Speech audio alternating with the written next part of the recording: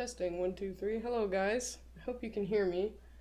Today we've got a different microphone, and I think that it's recording. I'm still learning things, so I apologize for that. Yay! Alright, thank you very much. So, it's mono. Okay, yeah, this is a small mic. You can tell I'm a character artist and not a audio person to any degree. It's only in the right ear. Okay. I apologize for that. I'm not sure how to fix that. I don't know, maybe if I unmute this. Sorry, you might have to listen to me with your right ear. You can change the settings in OBS to force mono. Oh boy. Let's see. I'll try my best here. I have absolutely no idea. I apologize. You might have to just listen to me in your right ear. Or else maybe someone can come up here and tell me how to fix that. I'm sorry. I'll just get into it, and then if I can figure out how to fix it, or if someone can come up here and help me fix it, we will try our best. Today, we are actually going to be doing rigging. So, on this team, am the character artist for modeling, as well as rigging and animating, so I do all three things. But I didn't actually make this model. This was someone else on our team. So I'm just being introduced to this model, which is kind of cool. I just imported it into Blender. I believe he was using ZBrush to model it, and he retopologized it for me, which is nice. And I think he unwrapped it as well. So what I'm going to be going and doing is adding a rig to it, which basically means adding a skeleton. Hello. Howdy. Alright, can't be seen on stream, so did you change it? I'm not sure. Click the settings button. Settings. Audio. Boop. And I have absolutely no idea where to put force mono. Mind if I take the mouse real quick? Yeah, go ahead.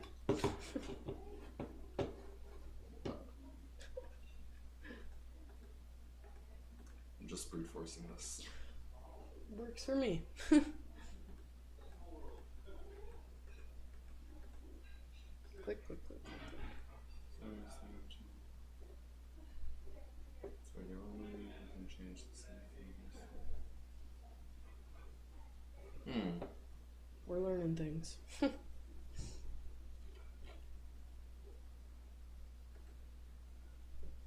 Is it because it's this small mouse right here? Yeah. This mouse, this microphone. Yeah. Many whom's.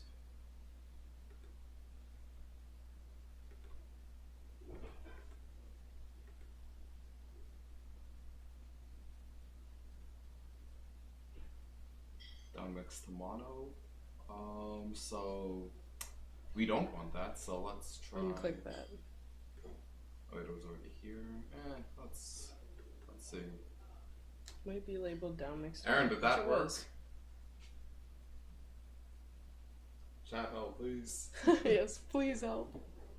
Plus help. We do want that. Okay, so we gotta go back.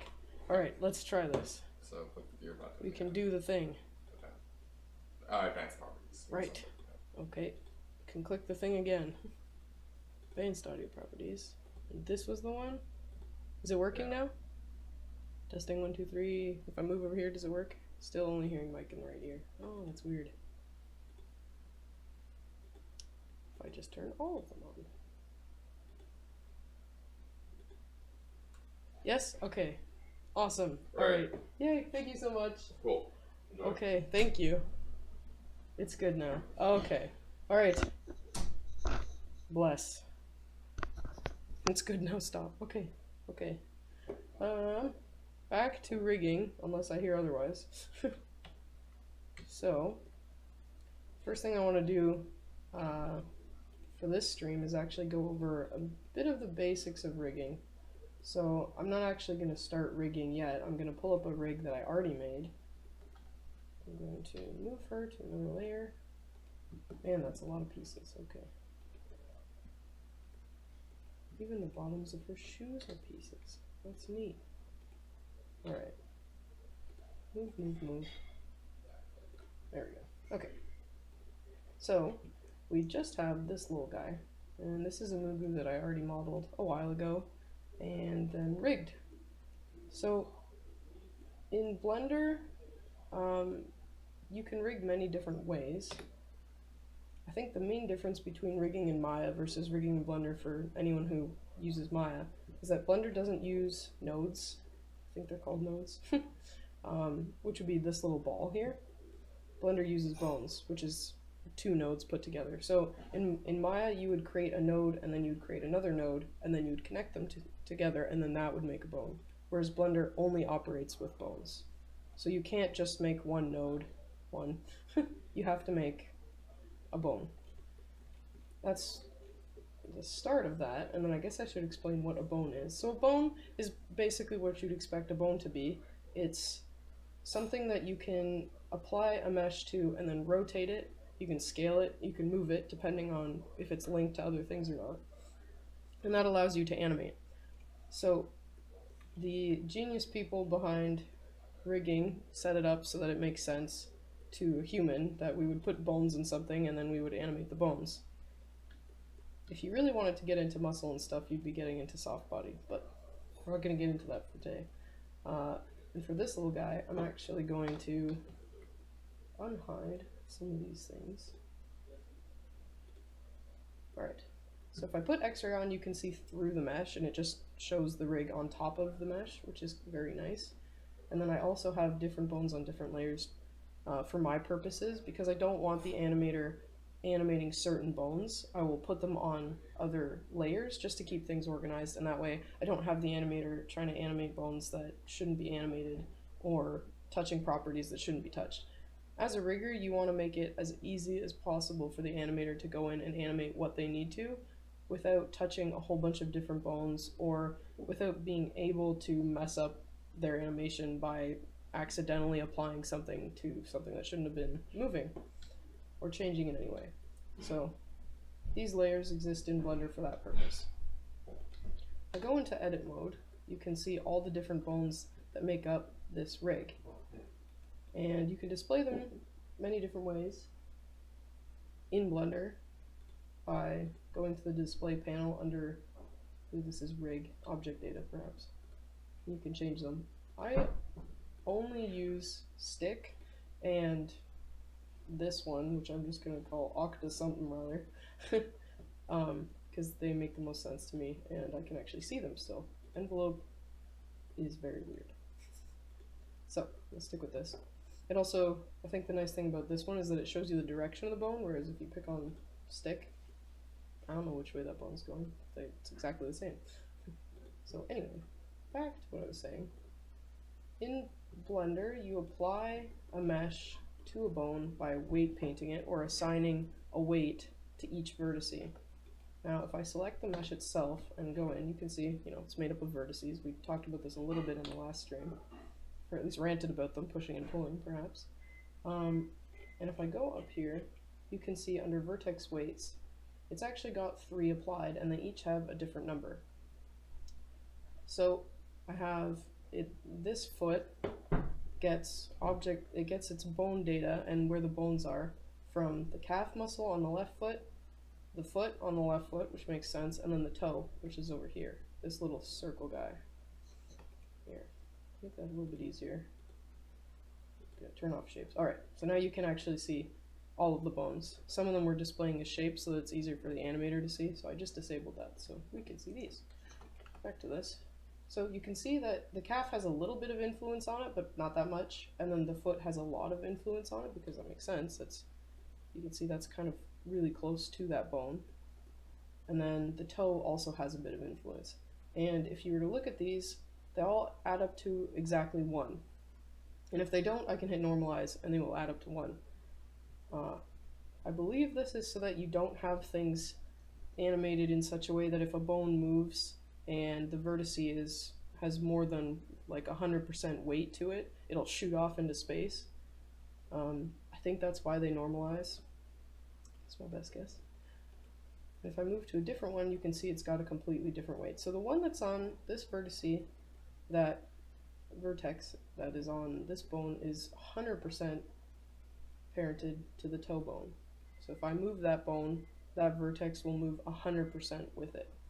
So that's the basic idea of rigging, is you're basically saying how much influence does this bone have on this particular vertex? How much does this have on this one? And if it sounds tedious, it's because it is a little bit. And this is exactly why, if you like this stuff, you should definitely go into it, because there are always jobs in this particular part of the character art pipeline. People, for some reason, do not like rigging very much. It's very technical, but it's also a good mix of art and tech. Because you're working with the meshes, you have to make them deform in a nice, easy on the eyes kind of way, so it's a little bit artistic. And then you also have to deal with all the technical side of actually applying all these weights and applying constraints and making the rig function in such a way that it's easier for the animator. And riggers, a lot of the time, will use mel scripting. If you use Maya, you'll use scripting to make your rigs that much better. So it's got a bit of a technical side too. So if you like art and tech, I highly suggest looking into this if you haven't already, because it is very rewarding, and if you like it, there's always jobs in this area. So, back to the tediousness of this. You might be wondering, do I have to apply every single vertice, and do I have to go in and say, this one is 0.43, this one is 0.67? No, you don't. That would be absolutely awful. So Blender has this nice thing called weight paint. Maya has the same. Literally any 3D program, I think, that lets you rig things should have this. Don't use it if it doesn't. That's my advice. You'll see that it is a glorious rainbow. So that's Blender's way of showing us how attached these vertices are to this bone. Anything that's red is 100%, and anything that's this blue is 0. So you see, if I move this, it moves with a bit of a fall off, because this is all red, and then it bleeds into yellow, and then goes into green, and then teal, and then nothing. So for characters like this, where they've got kind of squishiness or skin or anything like that's not mechanical and that doesn't just have its piece that rotates, something that deforms like my hand or my fingers, you know how the skin stretches between them, you want something like this with this kind of fall off. So as the rigger, it's your job to set up the rig, the skeleton, however you want to say it, and then apply these weights to the vertices so that they actually deform nicely. And I talked briefly about that when I was modeling last time, because I wanted to make sure that I would make topology that would deform nicely. So now we're into the deforming part. So does this look right, basically? Does this look like it's smooth, and how an eye would actually be if I was picking up an eyelid and moving it around, basically. Now the other thing that's kind of special about this rig is that it's got a lot of squash and stretch, and this is actually something that I just experimented with. This is my first rig that has squash and stretch. I've made quite a few rigs so far in my small career. Let's see, sorry, I'll read your comment first. When it's pure dark blue. Sometimes, and if I'm wondering if something is moving a bone that it's not supposed to, like say if the toe for some reason was slightly moving the eyeball, that happens more than you'd expect. You just have to pay attention and notice that, I think, largely. Like, that's why if you see me weight painting when I get to that, I'll move everything around, and I won't just be watching for the leg, I'll be watching the whole mesh. And if I see something like the top of the head is moving, I'll be like, oh, okay. And then if I want to check, I'll just go in and click on the vertice, and I'll see, oh, hey, like, it's got head applied here, but it's also got toe.L. I don't want toe.L touching the head, so then I'll go back and completely cover over it. I think Blender also has an option to, instead of using dark blue to red, using white to black. So if you're colorblind or like you don't have high color sensitivity, you can switch it to that, and then it's easier to see. Did that answer your question? I hope it did. Yeah. I'll actually bring that tab back. That's an important tab for this particular thing. Okay, so things about this rig that are a little bit different. Actually, no. I'm going to talk about bone structure first. I feel like that's important if we're going over the basics. No problem, by the way. I will talk about bones first and how you set them up usually. Okay, so if I go and I add an armature, which is what Blender calls rigs, and I add a single bone, I don't know if you can see it immediately, but it's sticking straight up through him. I'm going to actually move this guy over, and now you can see him. So this is a single bone, and according to Blender, it's an armature. It's called an armature over here, and then it has a single bone named bone, which is great because it's really descriptive. If I go into edit mode, just like I would for a mesh, I can go into this and I can actually edit the bone by itself, or I could add multiple bones and make a bone chain. At least I think that's what those are called. You're getting my I just did this by myself for a while terms, so it may or may not be what they're actually called, and I apologize for that. So I just subdivided the bone, which basically means I cut it up, but they're also all joined together. So if you see in edit mode, I can grab this bone and I can move it around, and the other bones move and rotate to accommodate where I'm placing that. I can also just grab the single node and move that around. Any of these will work. I can also scale them and rotate them, etc., etc. Now, if I go into pose mode, which is how you actually animate in Blender, if I try to grab this bone, all it'll do is rotate. And that's because it's parented to the head, or the tip. This is called the tip of the bone in Blender, and this is called the tail. So this one is parented to the tip of this one, which means that I can't grab it and move it around. It will only rotate from its base. And it's the same with this one. This guy, see, I can pick up and grab because he's not parented to anything. So there's no relationship. He just exists as the root. He's the root bone. And these guys are technically children of him. And that's a really, really important piece of knowledge, I guess you could say, when it comes to rigging, is the relationship between bones and how are they actually parented, or if they're parented or not. And I will now get into that, I think, a little bit more in detail. So, if we go back to this guy, who's fully rigged, you'll notice that a lot of these bones are green, and that's because Blender is telling me that this bone has constraints on it. And this is probably one of the most fundamental parts of rigging, other than the parent-child relationship, is constraints. In Maya, you use, I don't remember what the term is for constraints, but it's exactly the same idea. Basically, any 3D software, if you get the principles, the names are different, but they all have the same functionality. And once you understand the concept, you're good across any 3D modeling software. So as you can see, if I go over to the bone constraint tab over here in modifiers, you can see that it's got a stretch to modifier, it's got a copy location, and a copy rotation.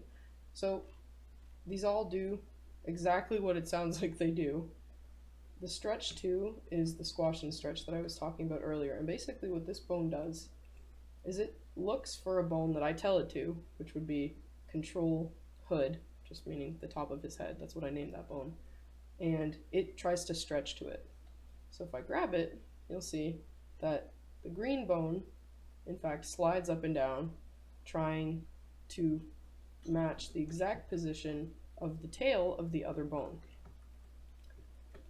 So that's what that constraint does, and I will probably be using that in the rig that I start. I'm not sure if I'll get to it though, but that's what I'll be using. So it uses the bone called hood, control hood, and then it finds the tail. If I wanted it to find the tip, I would just slide that. Anyway, and then there's a bunch of other settings, but I'm not going to get into that.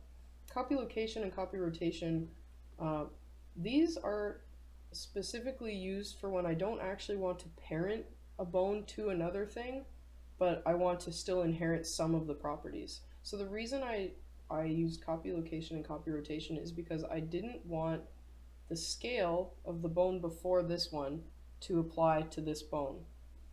And that's because I have the squash and stretch applied to this. So you can think of squash and stretch kind of like only applying scale on, say, the y-axis. So it only applies it this way. It doesn't apply it on the z or x. But I still want the bone to copy the rotation and location of the other bone like it would be parented. So the idea for that kind of stuff is like you set up the rig and you set up all the bones and all their parents, and then you basically go back and break a few of the parent child relationships and then put them back together with constraints, which sounds really depressing because it's a parent child thing, but it's not a family or anything, so you don't have to worry too hard about that. The other thing that's kind of neat about this rig, I'm going to actually color these eyeballs so that you can see what I mean, because it's really hard to tell otherwise. Just add another material here so you can see this. Okay, now he has pupils that are staring into the abyss, which is great. These bones out here, you might be wondering, why are you putting random bones out in space? It's because these are the bones that the eyes follow.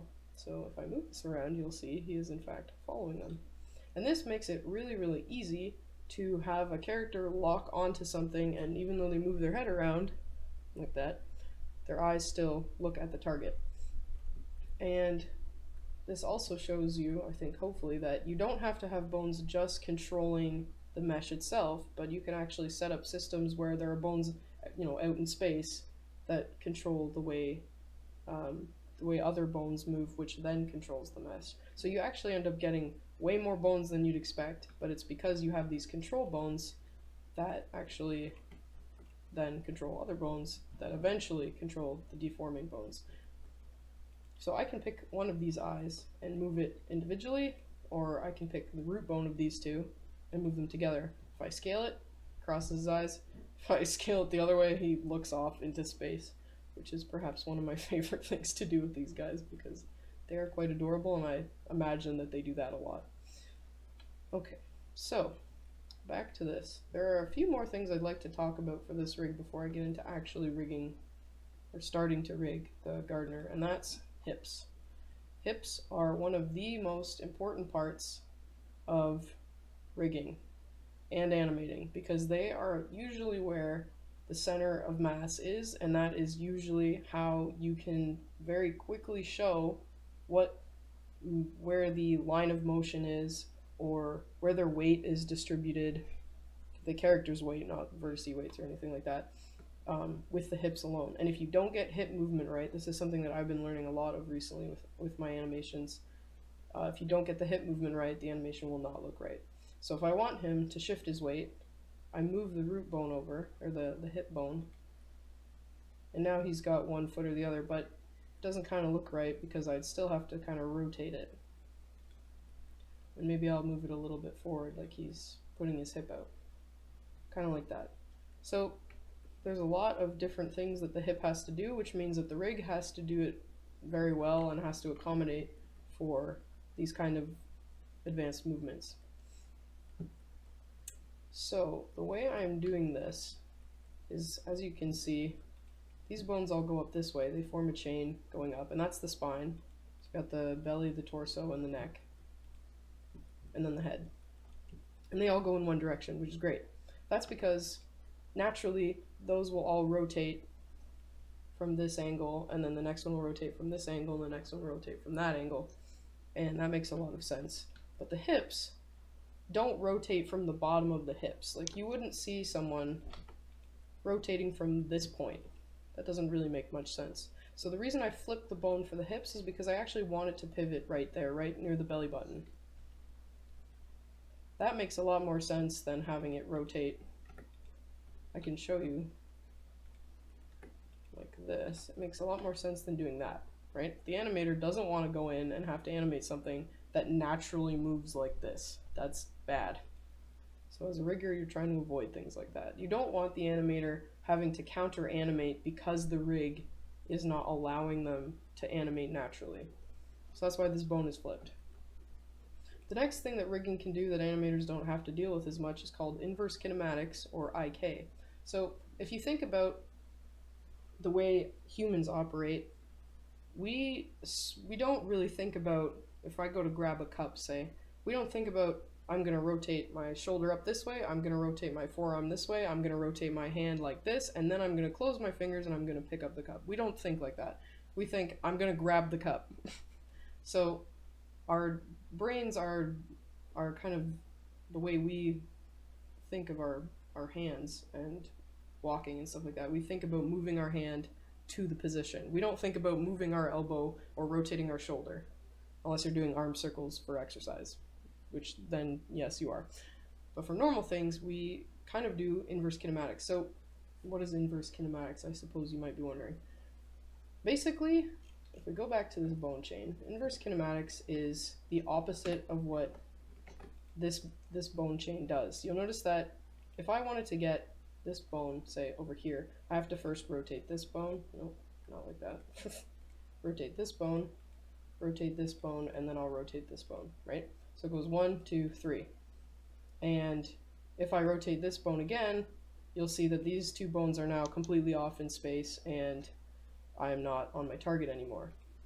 What inverse kinematics does is it actually says, I want to know where this position is, and then I will calculate what these bones have to do in order to rotate and get that bone to where it needs to be. So instead of rotating from the base, like forward kinematics, 1, 2, 3, it takes this position and then calculates it back down. So it's the inverse of that. At least that's how I understand it. That could be entirely wrong, and I apologize if it is. You might have to look that up. But that's, as far as I know, that's what that means.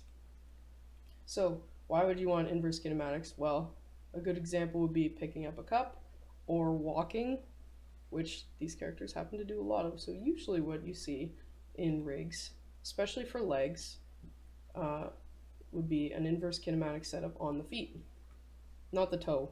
You don't want to just move around the toe, but you want the foot. So that's why these are all kinds of green, because we've got squash and stretch on top of this bone, this yellow guy, which means inverse kinematics. So what that means, and I already kind of did it without explaining it at all, is that if I pick up this leg, you'll notice it bends to accommodate where the foot is supposed to be.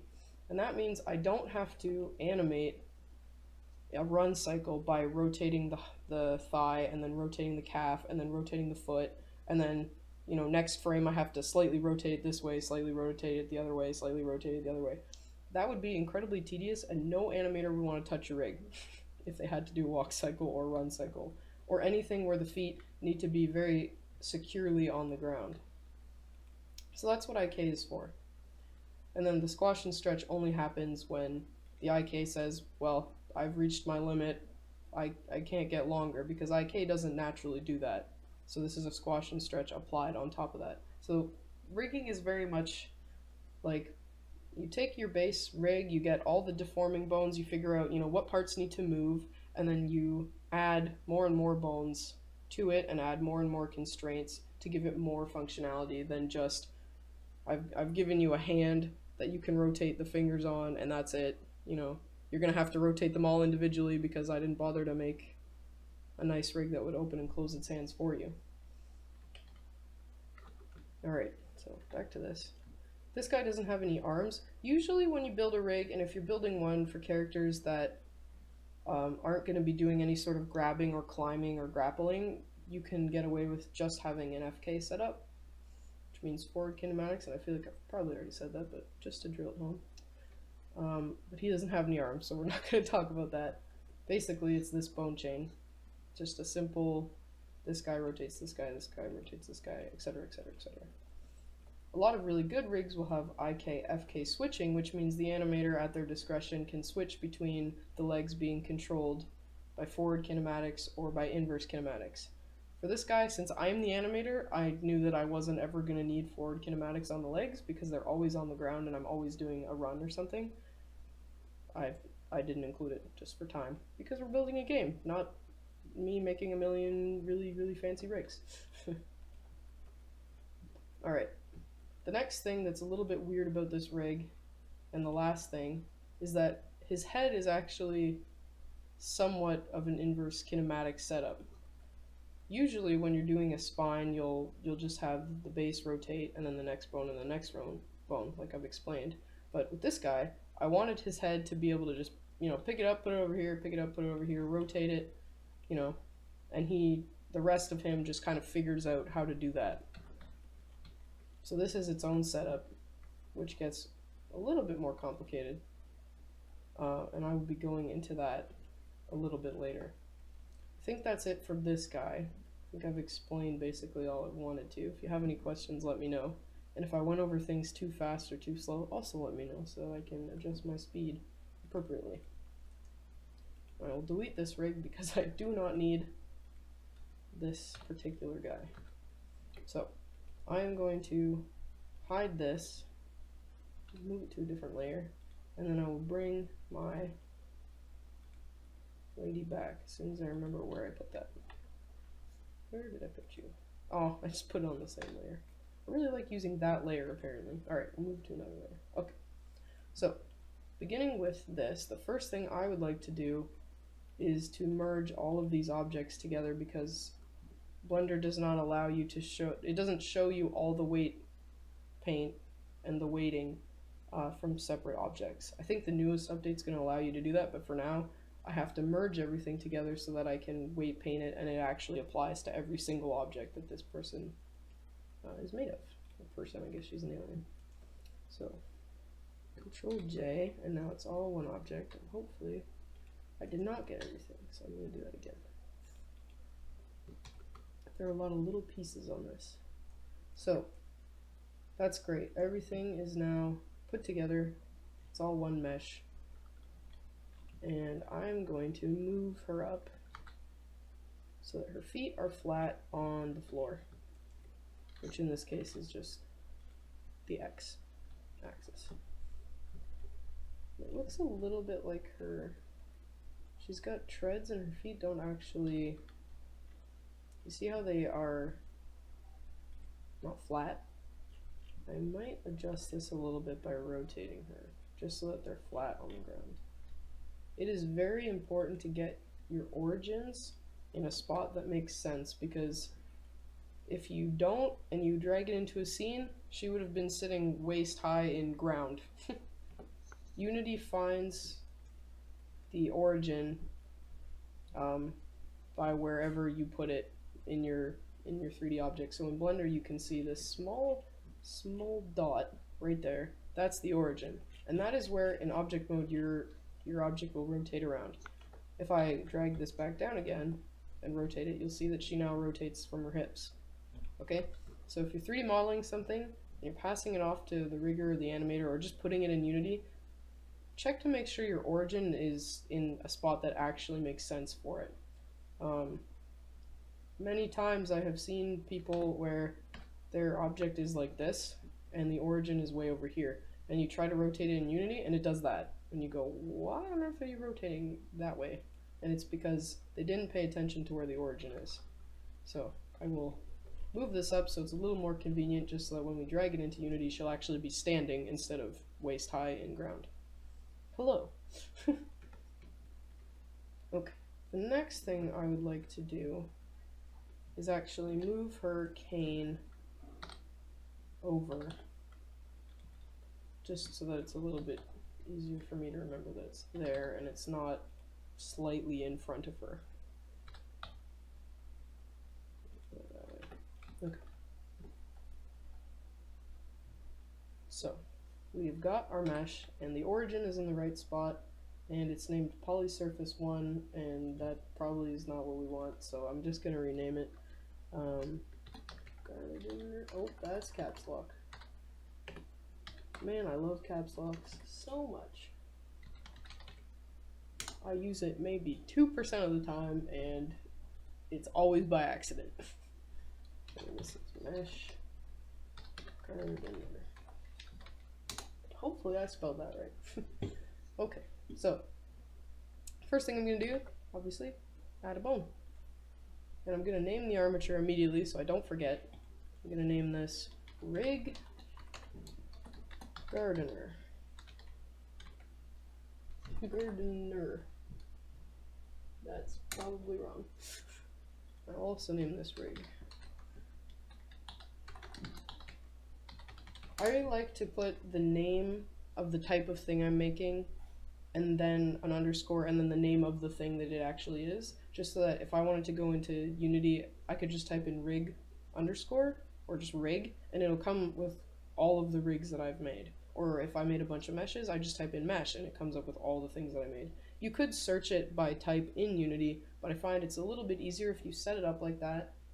It's just one more layer of organization that makes it a little bit easier to find things, especially when things just get named like circle 1, circle 2, circle 3, and it's actually a tree. And you go, why do I have so many circles? Oh, it's actually a tree.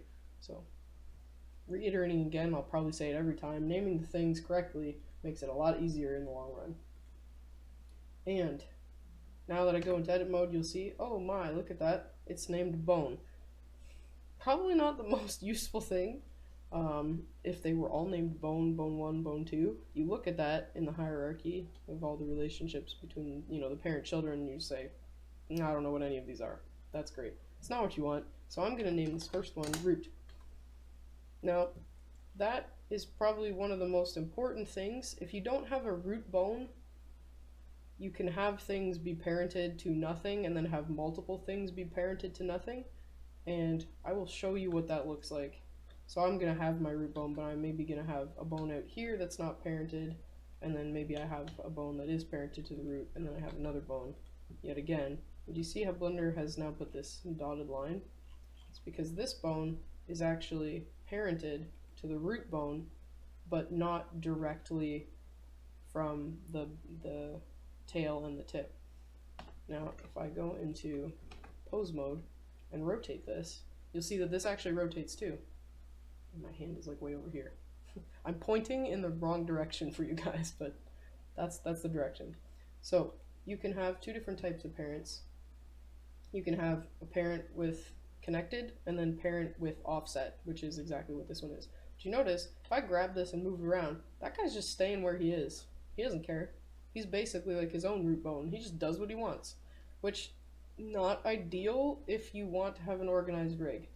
So I'm going to undo all of that, and I guess as an example, if I wanted to put these glasses on this, say I wanted a bone specifically for the glasses, but then I forgot to parent that to the root bone. If you're trying to animate, if the animator's trying to animate a walk cycle or something and they move the character's head, well, the glasses are just going to stay exactly where they are because it's not parented to anything. It doesn't care. It just sits there until you move it. So that's another thing that you don't want the animator having to animate by themselves.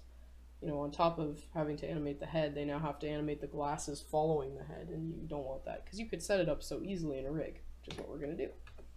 So I'm going to delete those because I don't need any of them.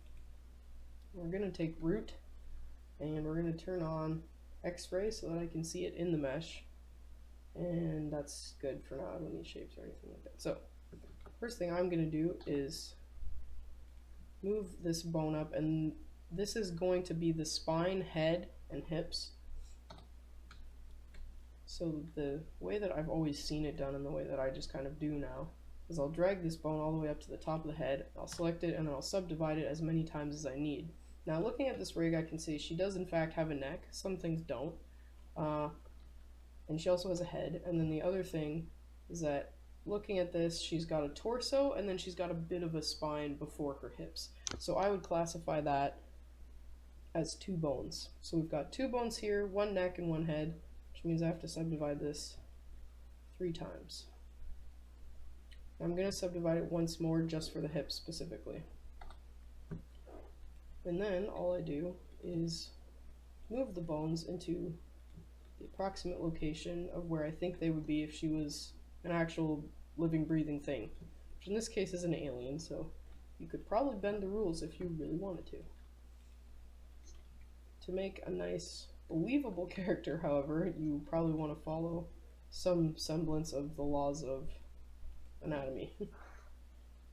So for her, her torso looks to be about here. If I was picturing where her lungs would be, I'd say they're up here. Let's see if I can do a grease pencil.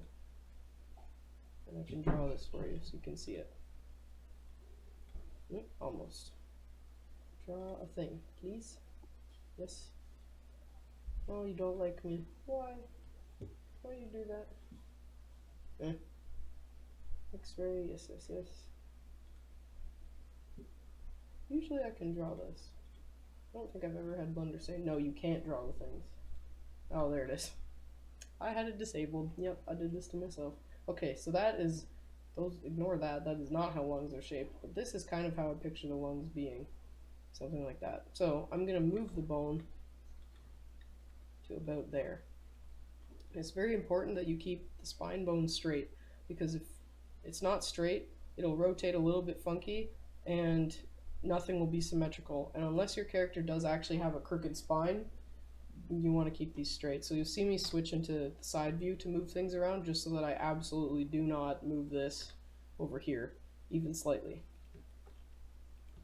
Bone roll is very important, and I will explain that in a few seconds after I switch this and then I get rid of this leg, because nobody wants that. Okay, so I'm gonna flip the hips like I did on the other guy. Apparently I'm losing my voice. Come back, please. By doing this. Cursor is selected. The 3D cursor in Blender is kind of weird, because when you first start using it, you hate it because it just kind of goes off in left field and you're like, what do I ever use this for? And then as soon as you start learning Blender, you realize that it's really important. But that's a story for another day. So what I'm going to do is actually go into the bone tab, and you can see that I named this root 1, which is great. I'm actually going to rename it hips. And this bone is, parent is hips, and it's connected. And I actually don't want that. So I'm going to undo it. And now if I go in here, I can move this and I can move this. You see the rest of them still move because they're still attached to the chain. But this guy is off by himself and this guy is off by himself. Which means that I can now rotate this 180 degrees. Oh, and I need that to line up. So what I'm going to do is grab it and just snap it so that they're in the same spot. Okay. So now they share the same tail, which means that this guy will now rotate from this area. Now, I still want these bones, if I pick the hips, I still want these bones to follow it. So what I'm going to do is actually parent it, Control P, and keep offset so that it doesn't connect. If I didn't do that, it would just snap it to the other part, which is not at all what I want, as you can see. So I'm going to parent it with offset so that it will still move around and rotate, but it won't be from the tip of this bone. Okay. Then I test it to make sure I did that correctly, and yes I did. Alright. So now you can see the hips rotate, and it rotates everything else, which is what I want right now. So move it around. Great. So that's the hips for now. And I might go in and change that so that I can isolate the hips, but for now this is a good base. And we'll move on to other things like naming stuff correctly. So I'm going to call this belly, because that's kind of the area that it's in. You don't have to name them the actual bone names. I'm not going to go in here and name it phalange number 1, phalange number 2 for all the fingers. I actually have no idea what fingers are called other than phalanges, so they would just be phalange 1, phalange 2. This guy is going to be the torso. Could name it the lungs, could name it, I mean, you could name it whatever you want as long as it makes sense. And then neck and head. And not caps lock because no, literally no. Okay. So now I have those few bones and I'm going real slow here. I've only got a few bones and it's been like 45 minutes. We're going real fast. So the next thing I'm going to work on is the shoulder and the arm. So I'm just going to duplicate this bone, and I'm going to make sure that it's parented to the torso, because your shoulder is not parented to your neck. That would be very strange. Every time you rotated your neck, your shoulders moved with it. So I'm going to make sure that it is. Okay. Now with the gardener, because she has arms, I'm actually going to make this bone, which I conveniently forget the name of. Yep, nope, it's completely gone. That's fine. Whatever this bone is called, and I'm sure I'll remember it immediately after this. Whatever it is, we'll put it there. Notice that I'm only going to put one of them, and that's because I don't want to do everything twice. I would like to mirror this because she is, arms-wise and legs-wise, symmetrical. She has both arms and both legs. So I will leave that I'll just make one side and then I will flip it. And I think that's the approximate location for this bone. It's really bugging me that I don't remember the name. That's okay though. So after that, it needs to go into the hand and the arm. So I'm going to hit E to extrude, which just makes another bone basically. And I'm going to put it all the way out to the hand. And approximately there. I think that's a good spot. And then I'm going to subdivide it. And then I will find her elbow and move this into position. Seems like her elbow is all the way up there. You can actually check the mesh too. Okay, so this is really nice.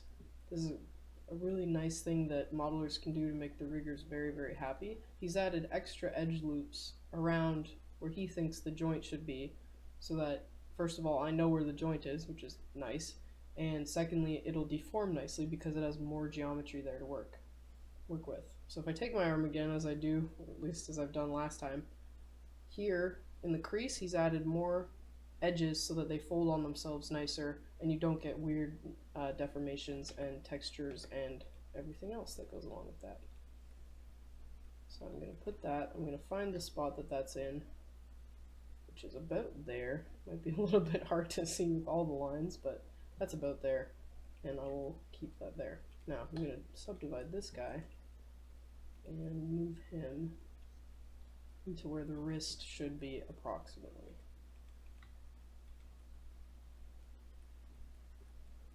The other thing about bones and about where to place them is a little bit of contention. It's a bone of contention. Oh my gosh, I can't believe I just said that. Anyway, for a shoulder to rotate nicely and for it to actually be accurate to how shoulders rotate, it should be placed somewhat up here on a human, and she mimics a human in some ways, so I would like to put it up here. The problem is, if I put it up here, it's not going to rotate the rest of this very nicely because the way Blender calculates where the weight should be will goof up a little bit and say, oh, that's too far away from the armpit, it's not going to do anything, or it's going to say, I'm just going to take everything over here, and that's very annoying. So there's a bit of a trade-off between putting the bone in the exact center of the mesh, that it has a nice envelope. The envelope weights are an example of that. Kind of, it just shows you the range of where the bone actually has influence. That's why it looks really weird. And so a trade-off between putting it in the exact middle and actually where it should be. And the spine is another example of that. You notice that I've put the spine kind of in the middle. Really, the spine should be way over here. I hide this bone so you can see it. It should be like way back here. And that would actually make a lot of sense, but then if you try to weight paint it, sometimes it'll get a little mad at you because it's so far away from the other point. And you'll get weird sort of distortions in some cases. So as the rigger, you kind of have to navigate that and figure it out. And I actually am going to move this a little bit back, and then I'm going to rotate the hips back this way actually, because that is kind of how hips are oriented in space. They are tilted a little bit forward. The other thing is that depending on where you put the joints, they will be more inclined to rotate one way or the other, especially if you have an IK set up. So I want her back to be kind of bowed a little bit so that it bends nicely and it isn't kind of like this, because that means that she's a little more inclined to crunch, and I don't think that's quite what I want. So in this case, I'm just going to put that there. Alright. I'm going to unhide that bone because I almost wondered where it went. So I'm not going to do the fingers for right now. We've really just started to get the basis. And I'm not going to touch the face. That's its own beast. Could be a whole nother hour of me sitting here talking about it because faces are very complex. And if you need a lot of expressions, you need a lot of bones to move those and facilitate that. So I am not going to touch that for now. I'm going to duplicate this bone, parent it to the hips because this will be our legs. I'm going to keep the offset because I don't want them attached. I'm going to move this guy all the way. Actually, I'm going to move him right here, and then I will move the foot out after the fact. Let's see. So this is another one of those, do I put it in the exact middle of the mesh or do I put it where it should be? For legs, I usually kind of move the hips out a little bit. Because your hip joint is actually really close to the edge of you, I find that that animates a little bit more realistically. So I think with rigging, you really do have to understand anatomy because you're putting bones everywhere, and if you understand the bone structure, you can say, oh, well, I could put it here, but I could put it here if I wanted it to be more realistic, or you have a better understanding of the trade-off that you get for placing certain joints where, and even where to add bones if you don't know where they are. How are you supposed to add any?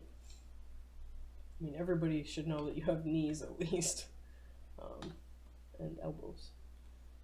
So I'm going to take another look at the mesh. It looks like the knee is just sitting beneath the edge of the boot, which is a little bit difficult, I guess, because of the way things deform. But this is just the design of the character, so sometimes you get design challenges. This is one of them. Her knee should be about here, but that means that the edge of this boot is going to be rotating a lot depending on where you weight the boot. I could say, you know, oh, okay, boot, you are only parented to this bone right here, and you don't get any influence from the thigh because why would you? That doesn't make any sense. The problem with that is you'll get a whole bunch of clipping, which, if you don't know what that means, it's basically what happens when I take this and I rotate it like this and then I shove it this way. And you see, I bet the modeler would probably cry if he saw me do that. That's bad. You don't want that at all. You don't want the boot to be clipping into the back of the leg. Unfortunately, you might have to deal with that just a little bit. There are some cases that you can't perfectly line up where everything should be. I'm going to try to perfectly line up this. So if you actually look at a human, the hip, what's this called, the femur, actually goes in a little bit and then goes straight. So I'm going to mimic that in this design. And I have the... Alright, that is that. Now for feet, this is my area that, as when I was originally learning, I did not think about this as much as I should have. And I would extrude the bone and I would do this and then I would do that. And I was like, yep, that looks like a good foot. You know, it's got the main part of the foot and then it's got the ball of the foot. You know, what's wrong with that? And then I got to animating said foot and I realized that if I turn this on and I show you the rotation, its default rotation is not lined up with the world space, which means that if I want to slide this across the ground, which I can't right now because of the way I parented this, I'll show you during that. If I wanted to slide this across the ground, it says that I'm sliding it only in one direction in the y-axis, but if you actually look at its new location, you'll see that the z-axis has changed too. And that's because it's not actually exactly flush with the world space. And having to counter animate that is a big pain in the butt. It really is. So that's one of those things that you don't want to make the animator, you don't want to make them do that. I did that to myself. I'm not doing that to anyone else. So I'm going to delete these and not do that. So take my advice, when you're making feet bones, make sure that they're flat with the bottom of your 3D modeling software, that they line up with the y-axis or the z-axis or the x-axis, whatever direction they're facing. Make sure they line up, because otherwise your animator will have to counter animate on 2 axes instead of 1. 1 axis is hard enough, I guess. Maybe it's not for some people, but for me it is. So I'm going to try to make it as easy as physically possible. So I'm going to extrude it exactly straight. And then I'm going to subdivide it and bring this guy up to be the toe. Now, this doesn't make a lot of sense in terms of the actual physical bone structure of the foot, but like I say, there's a trade-off between it actually making realistic sense and the rotations and having to counter animate or it rotating weird. So this is this is the struggle of rigging, basically. This is the challenge, is trying to figure out the best way to set up a bone structure. And then after that, setting up all the constraints to make the bones do something special. Alright, I'm going to rotate this because obviously I don't want the foot bending brokenly like that. So I'm going to rotate it on Z and just make it facing outward a little bit. Okay. So this is where we get into bone roll, and this is another very important thing that I'm still figuring out. If I go into edit mode here, you can now see that there are axes everywhere. I just put them all over the place because I told Blender to do that. Now, if you look at this, I've got 4 minutes left, so I'm going to try to finish this thought, and then if you have any questions, let me know. You'll notice that X is facing this way, Z is facing up, Y is always going straight, and that's just in Blender, that's what they decided. Y is always the direction that the bone is pointing in. So you got to pay attention to your X and your Z. Now, this bone, if I'm rotating it, I can rotate X this way, I can rotate Z this way, and then I can rotate Y on, it's basically rolling. And this is good because it bends with the actual direction of the foot. But if I look at the knee, you notice that it's kind of splayed a little bit. The knee is pointing exactly straight, but then the foot is splayed out like that. And so this is where you need to make sure that your bones are rolled in a way that makes sense, so that their natural rotation actually does rotate. There we go. Normal will show me what I'm trying to do here. Notice that it now lines up a little bit more. The other thing is that sometimes you can have a bone line like this, and if your animator is trying to rotate the knee bending, imagine trying to figure out these two axes to get the right rotation. That's a nightmare. You don't want to do that. Like I say, rotating on one axis is bad enough, so I hope that makes sense and gets the point across that you need to roll the bones in such a way that they do bend on one axis if they need to. If you think about it, the knee only bends in one direction. You can't bend your knee sideways like this. And if you can, you've probably broken it, and you probably should go to a hospital. The hip can rotate, because it's a ball and socket, it can rotate on many axes. All 3 of them actually, but only slightly in the roll. You don't want to like pop your leg out, but with these guys, they only roll in one direction, so it's really important that you get that one direction right and that your animator doesn't have to animate 2 different axes at the same time to get a natural knee bend. The other thing I can do as a rigger, just for the knee specifically, to help the animator out, is telling the bone that it can only rotate on one axis. And so if I go over here, up at the top, it says quaternion, which I'm not even going to try to get into the math of that. I'm just going to tell you that if I want it to rotate on one axis, I tell it to rotate Euler angles. There's a thing called gimbal lock, and maybe next time I will try to explain that. Not today though, not with 2 minutes left. So I switched it to Euler so that it doesn't have the W axis. Yeah, that's its own little beast, but anyway. I'm going to just tell Blender that no, it cannot rotate on the Y or the Z. It cannot, rotate this way, and it can't rotate that way if it's supposed to go forward and back. So I just locked those and I said, nope, you only got this, that's what you get. And now you can see that it will only rotate on one axis. And that makes it so much nicer for the animator because they don't have to worry about rotating the knee the wrong way. Those are the kind of things that the rigger has to think about, making it as easy for the animator to do the things that they naturally want to animate. Basically every step in the character pipeline process should be, what can I do to make the next person's job easier, faster, more efficient, and how can I do my job in the most efficient, best way possible, I guess. So the rigger is always looking out for the animator, and the modeler is looking out for the rigger and the texturer. And the animator is looking out for, I guess, the game designer and how the game feels when they see the character animating the way they do. Yeah, and that is about it. We're not even close to being done, but as you can see, rigging takes a bit of time, especially when I sit here and just blather on about things. Um, I hope that was at least interesting and that you've learned a few things. I hope I went over at least the basics of rigging. It is a bit of a beast, but once you understand the principles, it's basically like using Lego. You say, what piece fits here, what piece fits there, what tool can I use to do this, how do I want to do this.